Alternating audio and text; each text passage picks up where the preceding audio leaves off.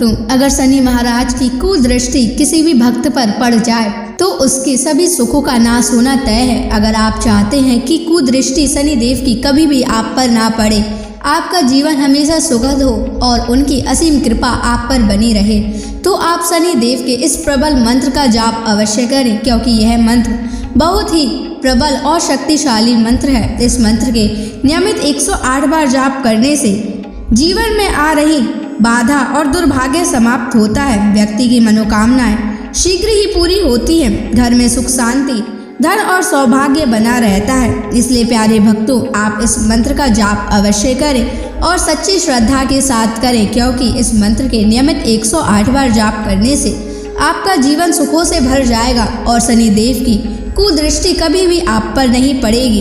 इसलिए प्यारे भक्तों, इस मंत्र का जाप अवश्य करें। और अगर आप इस मंत्र का जाप नहीं कर पा रहे हैं तो आप इस वीडियो को अपने मोबाइल फोन पर या स्पीकर पर चलाकर नियमित सुनें, ताकि आप शनि देव की असीम कृपा को प्राप्त कर सकें। और अगर आप शनि देव का आशीर्वाद प्राप्त करना चाहते हैं तो इस वीडियो को लाइक और चैनल को सब्सक्राइब जरूर कर दीजिए और कमेंट बॉक्स में शनि महाराज की जय अवश्य लिख दीजिए। तो चलिए भक्तों, मंत्र का जाप करना प्रारंभ करते हैं। ओम ह्रीं श्रीं शनैश्चराय ऋण विमोचनाय स्वाहा। ओम ह्रीं श्रीं शनैश्चराय ऋण विमोचनाय स्वाहा। ओम ह्रीं श्रीं शनैश्चराय ऋण विमोचनाय स्वाहा। ओम ह्रीं श्रीं शनैश्चराय ऋण विमोचनाय स्वाहा। ओम ह्रीं श्रीं शनैश्चराय ऋण विमोचनाय स्वाहा। ओम ह्रीं श्रीं शनैश्चराय ऋण विमोचनाय स्वाहा। ओम ह्रीं श्रीं शनैश्चराय ऋण विमोचनाय स्वाहा। ओम ह्रीं श्रीं शनैश्चराय ऋण विमोचनाय स्वाहा। ओम ह्रीं श्रीं शनैश्चराय ऋण विमोचनाय स्वाहा।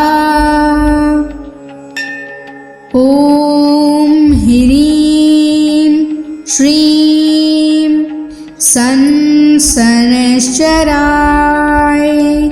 ऋण विमोचनाय स्वाहा।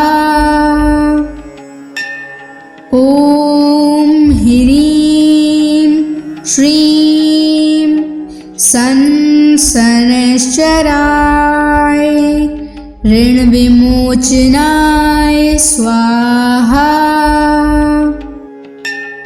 ओम ह्रीं श्रीं शनैश्चराय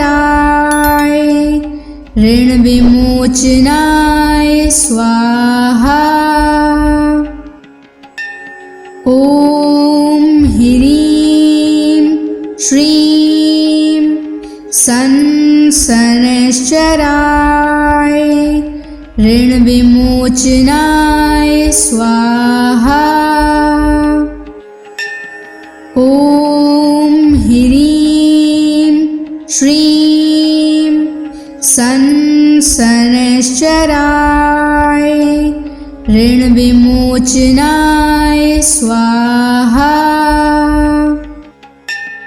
ॐ ह्रीं श्रीं शनैश्चराय ऋणविमोचनाय स्वाहा। ॐ ह्रीं श्रीं शनैश्चराय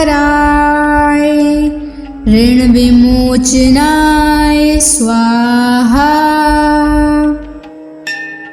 ॐ ह्रीं श्रीं शनैश्चराय ऋणविमोचनाय स्वाहा।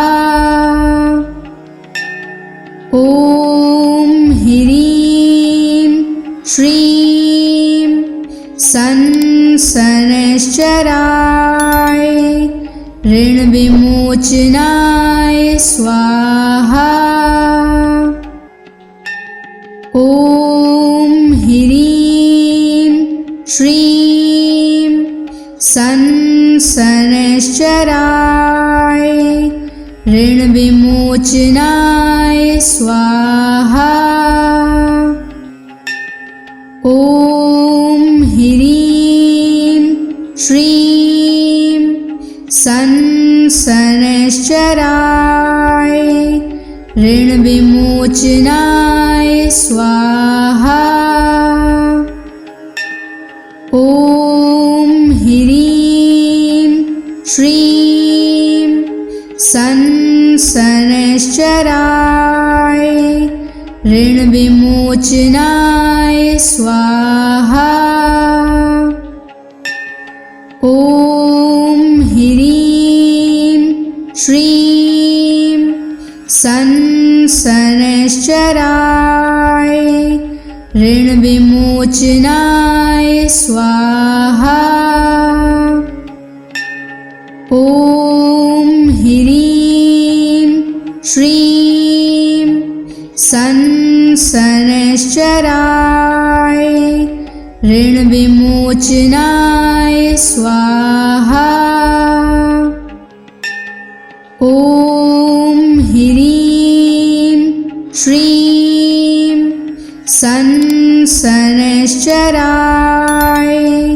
ऋणविमोचनाय स्वाहा।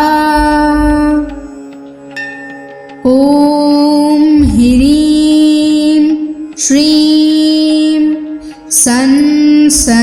शनैश्चराय ऋणविमोचनाय स्वाहा। ॐ ह्रीं श्रीं शनैश्चराय ऋणविमोचनाय स्वाहा। ॐ ह्रीं श्रीं शनैश्चराय ऋणविमोचनाय स्वाहा। ॐ ह्रीं श्रीं शनैश्चराय ऋणविमोचनाय स्वाहा। ॐ ह्रीं श्रीं शनैश्चराय ऋणविमोचनाय स्वाहा। ॐ ह्रीं श्रीं शनैश्चराय ऋणविमोचनाय स्वाहा। ॐ ह्रीं श्रीं शनैश्चराय शनैश्चराय ऋणविमोचनाय स्वाहा। ॐ ह्रीं श्रीं शनैश्चराय ऋणविमोचनाय स्वाहा। ॐ ह्रीं श्रीं शनैश्चराय ऋणविमोचनाय स्वाहा। ॐ ह्रीं श्रीं शनैश्चराय ऋणविमोचनाय स्वाहा। ॐ ह्रीं श्रीं शनैश्चराय ऋणविमोचनाय स्वाहा। ॐ ह्रीं श्रीं शनैश्चराय ऋणविमोचनाय स्वाहा। ॐ ह्रीं श्रीं शनैश्चराय ऋणविमोचनाय स्वाहा। ॐ ह्रीं श्रीं शनैश्चराय ऋणविमोचनाय स्वाहा। ॐ ह्रीं श्रीं शनैश्चराय ऋणविमोचनाय स्वाहा। ॐ ह्रीं श्रीं शनैश्चराय ऋणविमोचनाय स्वाहा। ॐ ह्रीं श्रीं शनैश्चराय ऋणविमोचनाय स्वाहा। ॐ ह्रीं श्रीं शनैश्चराय ऋणविमोचनाय स्वाहा। ॐ ह्रीं श्रीं शनैश्चराय ऋणविमोचनाय स्वाहा। ॐ ह्रीं श्रीं शनैश्चराय ऋणविमोचनाय स्वाहा। ॐ ह्रीं श्रीं शनैश्चराय ऋणविमोचनाय स्वाहा। ॐ ह्रीं श्रीं शनैश्चराय ऋणविमोचनाय स्वाहा। ॐ ह्रीं श्रीं शनैश्चराय ऋणविमोचनाय स्वाहा। ॐ ह्रीं श्रीं शनैश्चराय ऋणविमोचनाय स्वाहा। ॐ ह्रीं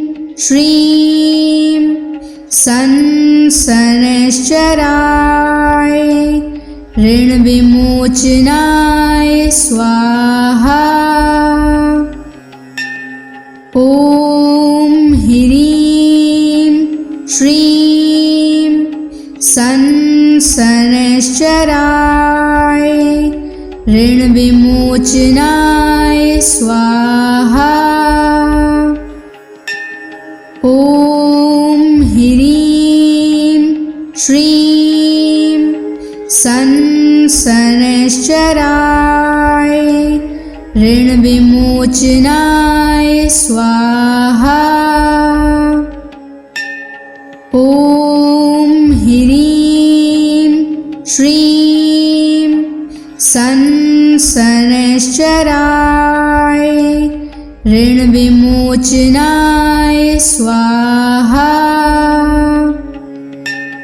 ॐ ह्रीं श्रीं शनैश्चराय ऋण विमोचनाय स्वाहा। ॐ ह्रीं श्रीं शनैश्चराय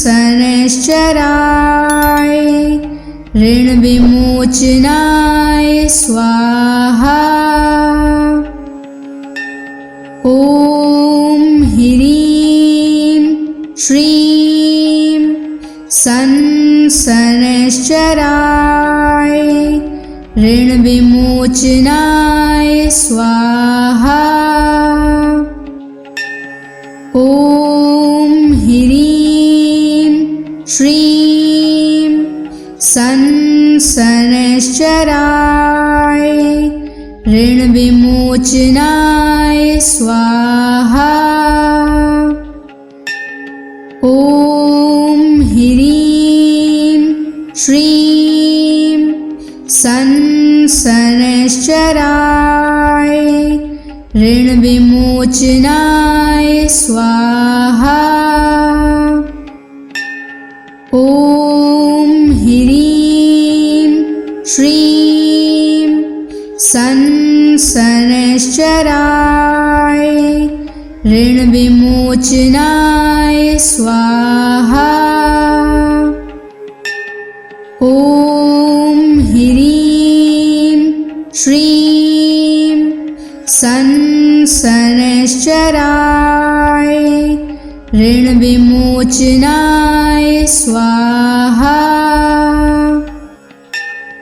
ॐ ह्रीं श्रीं शनैश्चराय ऋण विमोचनाय स्वाहा। ॐ ह्रीं श्रीं शनैश्चराय ऋण विमोचनाय स्वाहा। ॐ ह्रीं श्रीं शनैश्चराय ऋण विमोचनाय स्वाहा। ॐ ह्रीं श्रीं शनैश्चराय ऋण विमोचनाय स्वाहा। ॐ ह्रीं श्रीं शनैश्चराय ऋण विमोचनाय स्वाहा।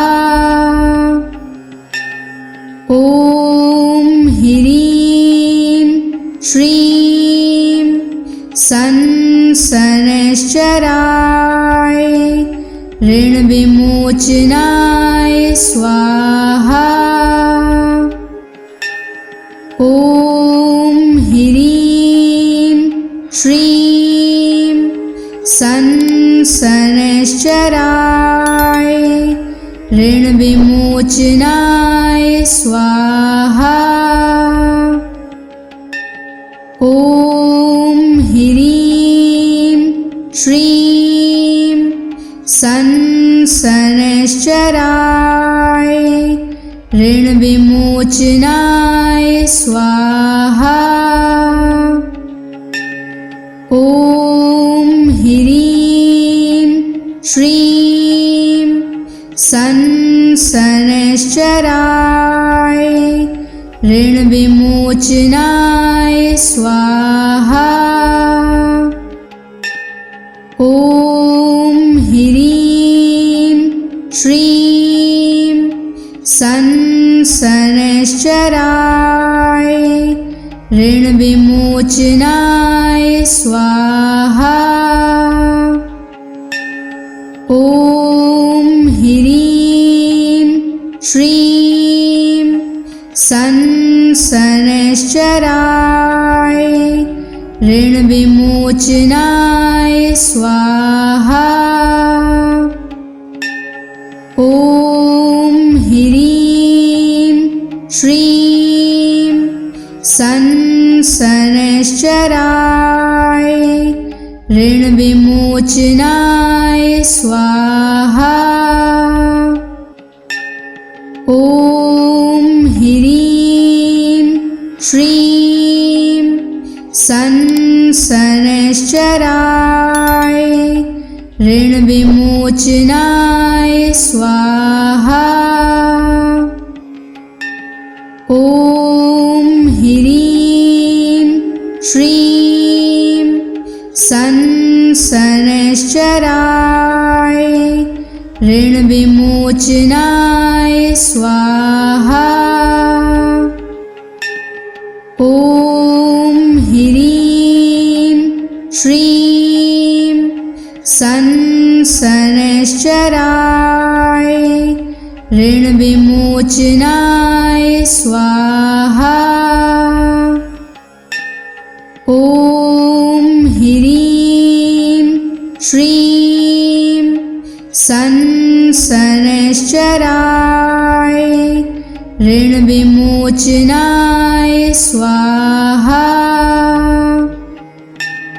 ॐ ह्रीं श्रीं संसनश्चराय ऋणविमोचनाय स्वाहा। ॐ ह्रीं श्रीं संसनश्चराय ऋणविमोचनाय स्वाहा। ॐ ह्रीं श्रीं संसनश्चराय ऋणविमोचनाय स्वाहा। ॐ ह्रीं श्रीं संसनश्चराय ऋणविमोचनाय स्वाहा। ॐ ह्रीं श्रीं संसनश्चराय ऋणविमोचनाय स्वाहा। ॐ ह्रीं श्रीं संसनश्चराय ऋणविमोचनाय स्वाहा। ॐ ह्रीं श्रीं संसनश्चराय ऋणविमोचनाय स्वाहा। ॐ ह्रीं श्रीं संसनश्चराय ऋणविमोचनाय स्वाहा। ॐ ह्रीं श्रीं संसनश्चराय ऋणविमोचनाय स्वाहा। ॐ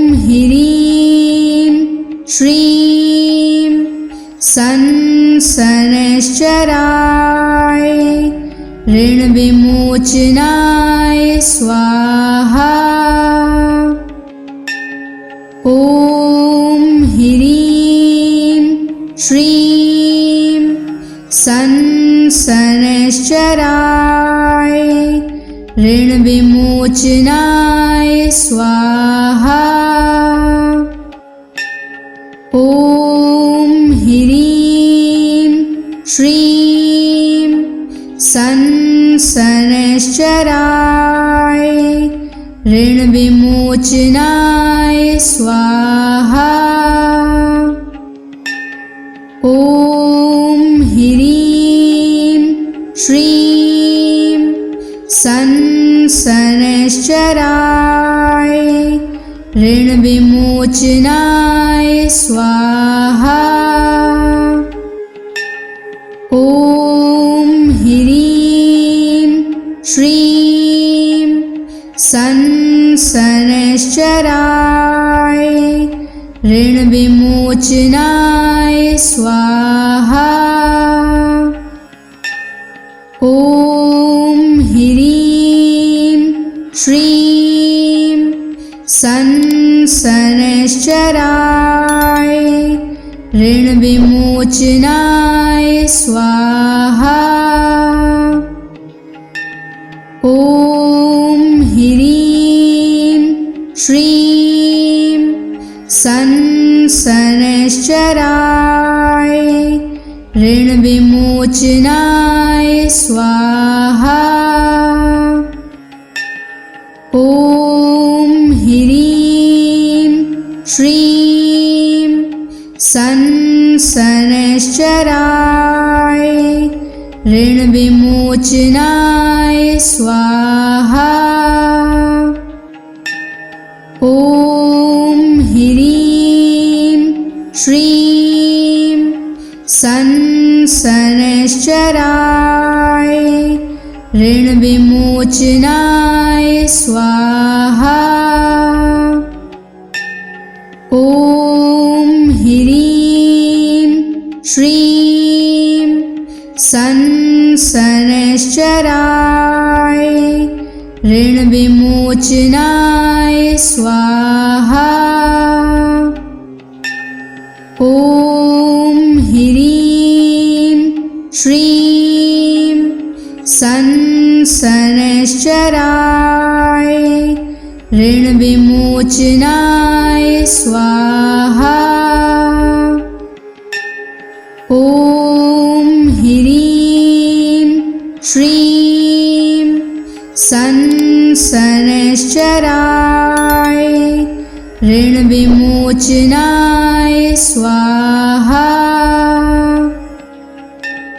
ॐ ह्रीं श्रीं शनैश्चराय ऋणविमोचनाय स्वाहा।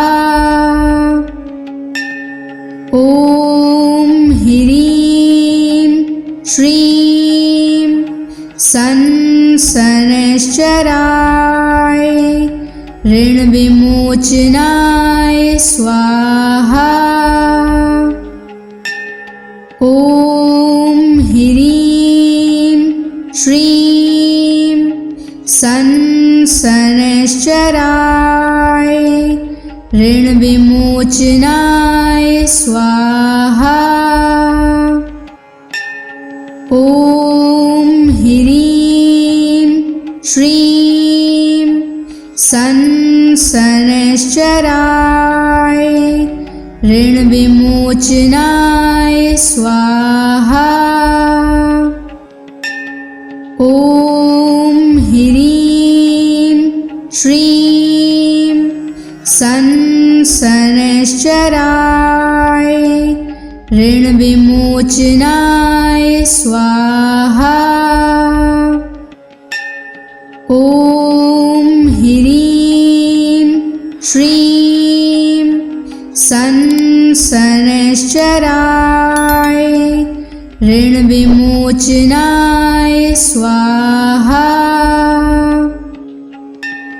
ॐ ह्रीं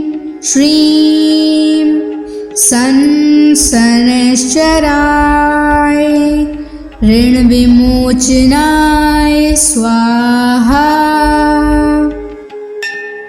ॐ ह्रीं श्रीं संसनश्चराय ऋणविमोचनाय स्वाहा। ॐ ह्रीं श्रीं संसनश्चराय ऋणविमोचनाय स्वाहा। ॐ ह्रीं श्रीं संसनश्चराय ऋणविमोचनाय स्वाहा। ॐ ह्रीं श्रीं संसनश्चराय ऋणविमोचनाय स्वाहा। ॐ ह्रीं श्रीं संसनश्चराय ऋणविमोचनाय स्वाहा। ॐ ह्रीं श्रीं संसनश्चराय ऋणविमोचनाय स्वाहा। ॐ ह्रीं श्रीं संसनश्चराय ऋणविमोचनाय स्वाहा। ॐ ह्रीं श्रीं संसनश्चराय ऋणविमोचनाय स्वाहा। ॐ ह्रीं श्रीं संसनश्चराय ऋणविमोचनाय स्वाहा। ॐ ह्रीं श्रीं संसनश्चराय ऋणविमोचनाय स्वाहा। ॐ ह्रीं श्रीं संसनश्चराय ऋणविमोचनाय स्वाहा। ॐ ह्रीं श्रीं संसनश्चराय ऋणविमोचनाय स्वाहा। ॐ ह्रीं श्रीं संसनश्चराय ऋणविमोचनाय स्वाहा। ॐ ह्रीं श्रीं संसनश्चराय ऋणविमोचनाय स्वाहा। ॐ ह्रीं श्रीं संसनश्चराय ऋणविमोचनाय स्वाहा। ॐ ह्रीं श्रीं संसनश्चराय ऋणविमोचनाय स्वाहा। ॐ ह्रीं श्रीं संसनश्चराय ऋणविमोचनाय स्वाहा। ॐ ह्रीं श्रीं संसनश्चराय संसनश्चराय ऋणविमोचनाय स्वाहा। ॐ ह्रीं श्रीं संसनश्चराय ऋणविमोचनाय स्वाहा। ॐ ह्रीं श्रीं संसनश्चराय ऋणविमोचनाय स्वाहा। ॐ ह्रीं श्रीं संसनश्चराय ऋणविमोचनाय स्वाहा।